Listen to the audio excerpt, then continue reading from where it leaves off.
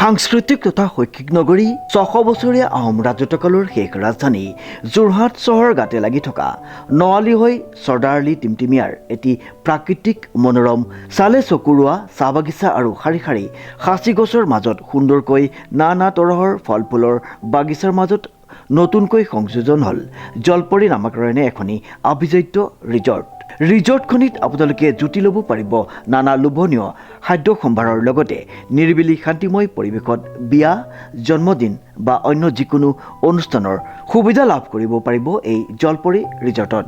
অতি কম মানুহনিতে ৰিজৰ্টখনিত থকা লেকত আপোনালোকে কৰিব পাৰিব বটিং। গতিকে আজিয়ে আহক সপৰিয়ালে জলপৰী ৰিজৰ্টলৈ আৰু লগে ভাগে হাঁহি ধেমালিৰে এসাঁজ খাওক জলপৰী ৰিজৰ্টত।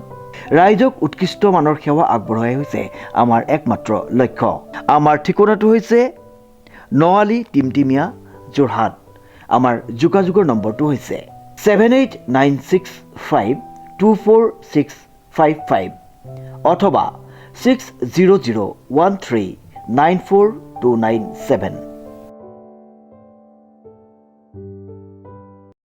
দেৰগাঁও গান্ধব্য সংগীত মহাবিদ্যালয়ৰ কৃতি ছাত্ৰ ছাত্ৰীক অভিনন্দন জ্ঞাপন অনুষ্ঠানটি এটি গাম্ভীৰ্যপূৰ্ণ অনুষ্ঠানেৰে অনুষ্ঠিত হৈ যায়। উল্লেখযোগ্য যে দেৰগাঁৱৰ এখনি অগ্ৰণী সংগীত শিক্ষাৰ প্ৰতিষ্ঠান, যিখন সংগীত বিদ্যালয়ে 1988 চনৰ পৰা 28 বছৰ ধৰি ধাৰাবাহিকভাৱে ছাত্ৰ ছাত্ৰীসকলক সংগীত শিক্ষা প্ৰদান কৰি আহিছে।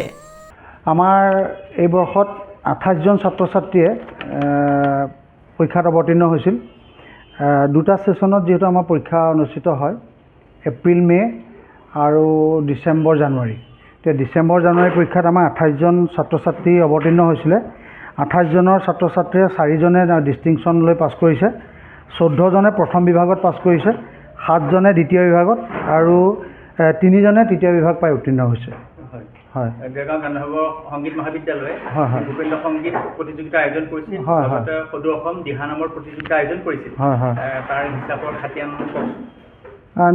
গান্ধৰ্ব সংগীত মহাবিদ্যালয়ৰ উদ্যোগত আমি 3 নৱেম্বৰত ভূপেন্দ্ৰ সংগীত প্ৰতিযোগিতা অনুষ্ঠিত কৰিছিলোঁ। দিহানামৰ প্ৰতিযোগিতা নহয়, আমি তাৰ আগতে কৰ্মশালাহে পাতিছিলোঁ ৰূপালী জয়ন্তী বৰ্ষৰ লগত সংগতি ৰাখি। এইটো 2022 চনত। এতিয়া আমাৰ ভূপেন্দ্ৰ সংগীত প্ৰতিযোগিতাৰ বাবে আমি 2,15,100 টকা আমাৰ সংগ্ৰহ হৈছিলে আৰু খৰচ হ'ল 1,70,652 টকা। আৰু আমাৰ হাতে জমা থাকিলে আমাৰ যি বিদ্যালয়ৰ একাউণ্ট আছে, বেংক একাউণ্ট, তাত 44,448 টকা আমাৰ বেংকত জমা আছে। আমি আমাৰ অভিভাৱকসকল তথা দেৰগাঁৱৰ আমি বৰ বিশেষ ধৰণে কালেকশ্যন কৰা নাছিলোঁ। দেৰগাঁৱৰ আমাৰ এই বিদ্যালয় গান্ধৰ্ব সংগীত মহাবিদ্যালয়ৰ শুভাকাংক্ষী কিছু ব্যক্তিৰ কাষলৈ গৈছিলোঁ আৰু তেখেতসকলে আমাক পুৰস্কাৰসমূহ, যিহেতু প্ৰাইজ মানি আমাৰ আছিলে, প্ৰাইজ মানিসমূহ তেখেতসকলে আমাক দিছিলে। মই নাম নকওঁ, এতিয়া এখন দীঘলীয়া তালিকা। তেখেতসকল আমাৰ মহাবিদ্যালয়ৰ অন্যতম শুভাকাংক্ষী। গতিকে তেখেতসকলৰ উপৰিও দেৰগাঁৱৰ বিশেষ কেইগৰাকীমান গণ্যমান্য ব্যক্তিয়ে আমাক সহায় সহযোগিতা আগবঢ়াইছিলে।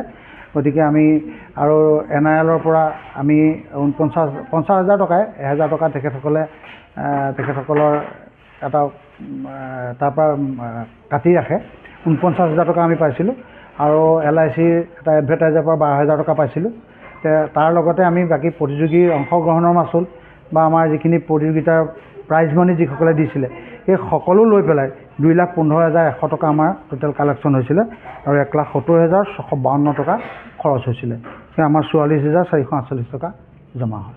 ছাত্ৰ ছাত্ৰীসকলক সংগীত জগতৰ সম্পদ হিচাপে গঢ়ি দিয়াৰ ক্ষেত্ৰত বিশেষ ভূমিকা পালন কৰা তথা অসমৰ সংগীত জগতলৈ অনবদ্য অৱদান আগবঢ়োৱা এইখন সংগীত বিদ্যালয়েই হ'ল দেৰগাঁও গান্ধৰ্ব সংগীত মহাবিদ্যালয়।